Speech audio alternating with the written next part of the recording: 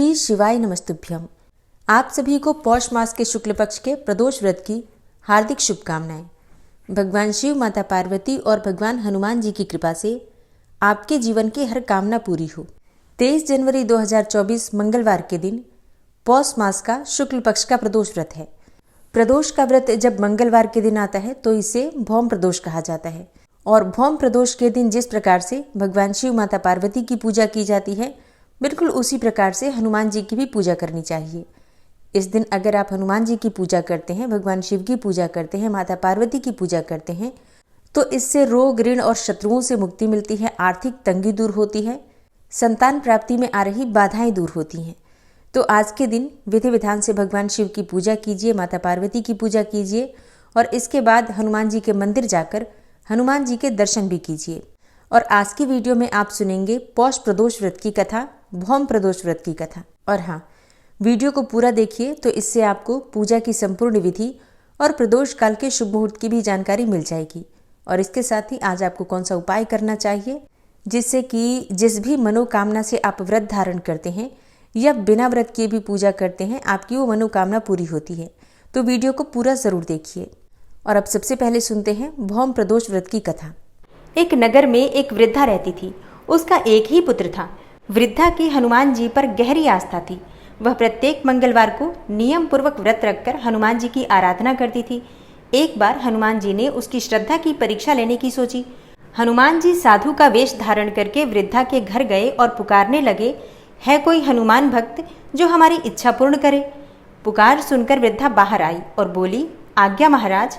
हनुमान जी, जिन्होंने साधु वेश धारण कर रखा था, बोले, मैं भूखा हूँ, भोजन करूँगा, थोड़ी जमीन लीप दे। वृद्धा दुविधा में पड़ गई।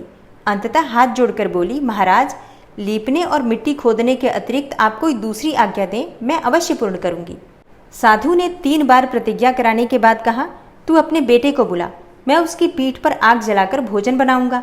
यह सुनकर वृद्धा घबरा गई, परंतु वह प्रतिज्ञाबद्ध थी। उसने अपने पुत्र को बुलाकर साधु के सुपुर्द कर दिया।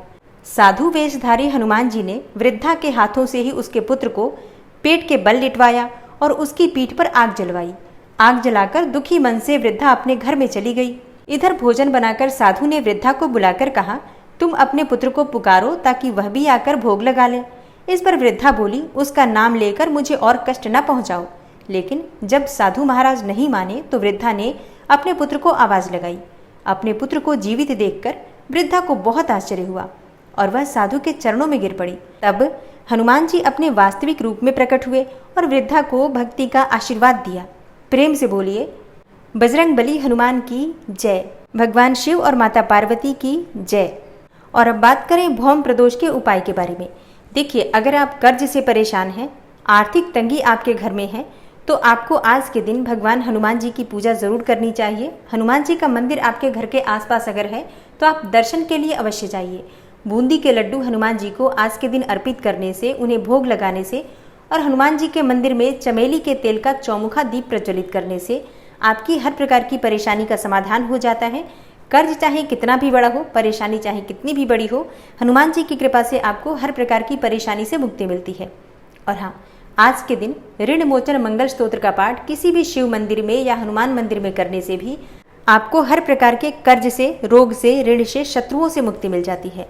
पौष मास के शुक्ल पक्ष की त्रयोदशी तिथि प्रारंभ हो रही है 22 जनवरी 2024 को सोमवार की शाम को 7:52 पर और समाप्त होगी 23 जनवरी 2024 को यानी कि मंगलवार के दिन रात्रि में 8:39 पर। तो त्रयोदशी तिथि सूर्योदय काल में भी मंगलवार को यानी कि 23 जनवरी को है और शाम को संध्या काल में भी, प्रदोष काल में भी 23 जनवरी को हमें प्राप्त हो रही है। इसके अनुसार 23 जनवरी 2024 मंगलवार को प्रदोष का व्रत धारण करेंगे। अब मंगलवार को प्रदोष व्रत है तो आप सभी जानते हैं इसे भौम प्रदोष कहा जाएगा। और भौम प्रदोष का व्रत धारण करने से अगर आपकी संतान प्राप्ति की कामना है तो पूर्ण होती है। अगर आप व्रत प्रारंभ करना चाहते हैं संतान की प्राप्ति के लिए या फिर ऋण मुक्ति के लिए, कर्ज से मुक्ति चाहते हो, तो भौम प्रदोष का व्रत अगर आप प्रारंभ कर देते हैं भौम प्रदोष मंगलवार से, तो निश्चित ही आपको ऋण से मुक्ति मिल जाती है। भौम प्रदोष का व्रत धारण करने से रोग, ऋण, शत्रुओं से मुक्ति मिलती है। संतान प्राप्ति, विशेषकर पुत्र प्राप्ति की कामना पूर्ण होती है। अपना घर अगर आप बनाना चाहते हैं और नहीं बन पा रहा है तो भौम प्रदोष का व्रत धारण करने से, भौम प्रदोष से व्रत की शुरुआत करने से आपको अपना घर बनाने में भी आसानी हो जाती है। भगवान भोलेनाथ की और भगवान हनुमान जी की कृपा आपको प्राप्त हो जाती है। मंगल ग्रह से संबंधित कोई भी परेशानी हो, जैसे मांगलिक दोष अगर आपको है, तो आपको भौम प्रदोष जरूर धारण करना चाहिए।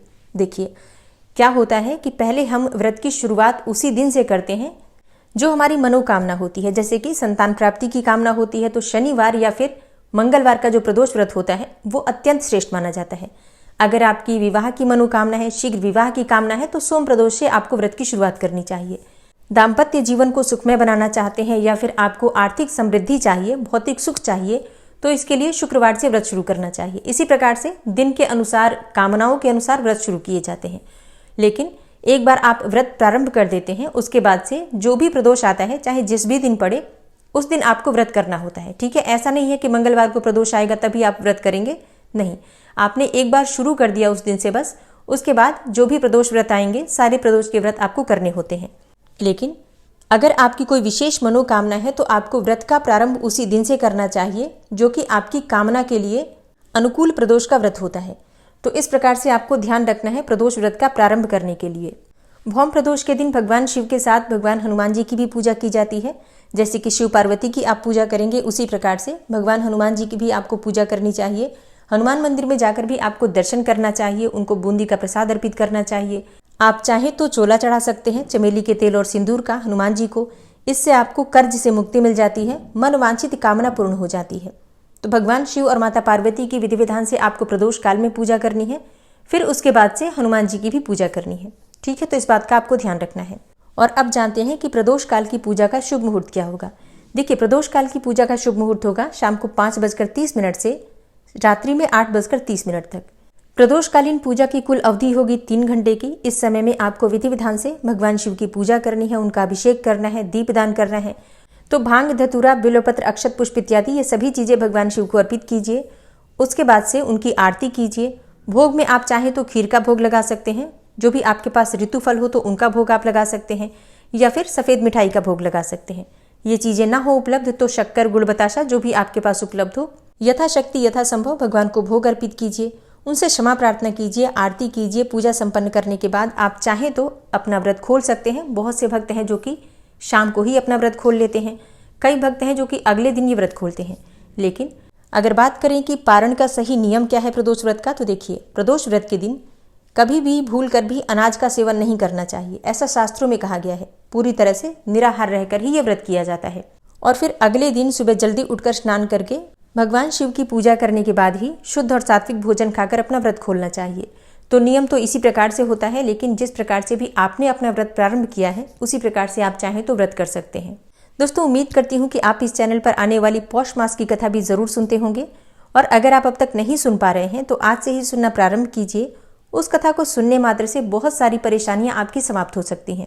इसके अलावा पूर्णिमा कब है, प्रदोष व्रत की कथा, पूर्णिमा की कथा, आने वाले जो भी व्रत त्योहार होते हैं, सबकी जानकारी आपको सही समय पर प्राप्त होगी। इसके लिए चैनल से जुड़े रहिए। मिलती हूँ मैं आपसे अगली वीडियो में, तब तक के लिए जय श्री राधे।